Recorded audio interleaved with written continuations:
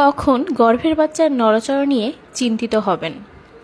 গর্ভাবস্থায় মা এবং সন্তানের মধ্যে এক গভীর সংযোগ তৈরি হয়, যার একটি গুরুত্বপূর্ণ প্রতিফলন হলো বাচ্চার নড়াচড়া বা ফেটাল মুভমেন্ট।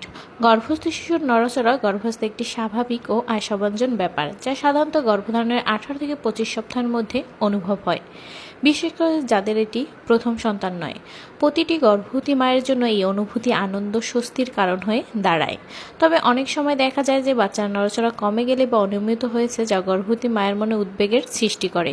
বাস্তবিক অর্থে কখনো এটি স্বাভাবিক, কখনো চিন্তার কারণ হতে পারে, এটি জানা জরুরি। গর্ভস্থ বাচ্চার নড়াচড়ার স্বাভাবিক সময়কাল ও ধরন। 18 থেকে 25 সপ্তাহের মধ্যে গর্ভস্থ শিশুর নড়াচড়া অনুভব হয়। প্রথমবার মা হলে এটি 24 থেকে 25 সপ্তাহেও হতে পারে। তবে দ্বিতীয় বা পরবর্তী গর্ভাবস্থায় মা অনেক আগে থেকেই নড়াচড়া টের পান। 28 সপ্তাহ পর বাচ্চার নড়াচড়ার একটি নিয়মিত প্যাটার্ন অনুসরণ করে। সাধারণত বাচ্চা দিনে 10 বার বা তার বেশি নড়াচড়া করে, তবে নড়াচড়ার ধরন ও তীব্রতা এক এক দিন এক এক রকম হতে পারে। রাতের বেলা বা খাওয়ার পর বাচ্চার নড়াচড়া বেশি হয়। মায়ের বিশ্রাম নেওয়ার সময় বা চিনি জাতীয় খাবার খাওয়ার পরেও বাচ্চা বেশি নড়ে। চলুন এবার জেনে নিই কখন চিন্তার কারণ হতে পারে। এখানে যেসব অবস্থানের কথা বলা হবে, এগুলো দেখা দিলে গর্ভবতী মাকে চিন্তিত হওয়া উচিত এবং দ্রুত চিকিৎসকের পরামর্শ প্রয়োজন। 28 সপ্তাহ পর বাচ্চার নড়াচড়া আগের তুলনায় হঠাৎ করে কমে যাওয়া বা বন্ধ হয়ে যাওয়া।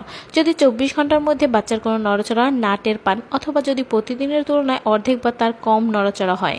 কিক কাউন্ট বা গুণে দেখা যায় 2 ঘন্টার মধ্যে 10টির কম নড়াচড়া। গর্ভবতী মা দিনে নির্দিষ্ট সময় শুয়ে বা বসে 1 ঘন্টা বা 2 ঘন্টা সময় নিয়ে বাচ্চার নড়াচড়া গণনা করতে পারেন। যদি 2 ঘন্টায় 10 বার নড়াচড়া না করে, তবে এটা বিপদের সংকেত হতে পারে। আগের তুলনায় খুব দুর্বল বা ভিন্ন ধরনের নড়াচড়া অনুভব করা।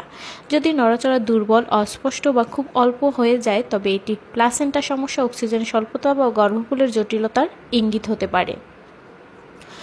উচ্চ ঝুঁকি গর্ভাবস্থা, যেমন ডায়াবেটিস, উচ্চ রক্তচাপ, প্লাসেন্টা প্রিভিয়া, গর্ভকালীন রক্তপাত ইত্যাদি থাকলে বাচ্চার নড়াচড়ার যে কোনো পরিবর্তন আরও গুরুত্বের সঙ্গে নিতে হবে। আপনি কি করতে পারেন? কিক কাউন্ট করুন প্রতিদিন একটি নির্দিষ্ট সময়, বিশেষ করে সন্ধ্যার দিকে শান্ত হয়ে বাচ্চার নড়াচড়া 2 ঘন্টার মধ্যে 10টি নড়াচড়া না পেলে চিকিৎসকের সঙ্গে যোগাযোগ করুন। মিষ্টি খাবার খান বা ঠান্ডা পানি পান করুন। অনেক সময় রক্তে গ্লুকোজ বৃদ্ধি পেলে বাচ্চা সাড়া দেয়। এই সময় শুয়ে পড়েও নড়াচড়া টের পেতে পারেন। চিকিৎসকের পরামর্শ নিন। প্রয়োজনে আল্ট্রাসোনোগ্রাম বা নন স্টেম টেস্ট করে শিশুর সুস্থতা যাচাই করা হয়। গর্ভাবস্থায় বাচ্চার নড়াচড়া একটি গুরুত্বপূর্ণ জীবন চিহ্ন, যা ভবিষ্যৎ শিশুর সুস্থতার প্রতিফলন।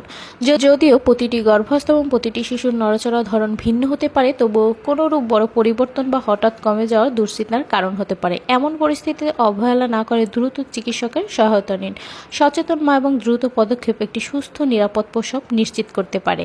আপনার গর্ভস্থ শিশু দিনে কতবার নড়াচড়া করে অবশ্যই কমেন্ট করে জানাবেন। ভালো থাকুন, সুস্থ থাকুন, আপনার প্রেগন্যান্সি জার্নি ভালো কাটুক। আরও ভিডিও পেতে পেজটি ফলো দিয়ে পাশেই থাকুন।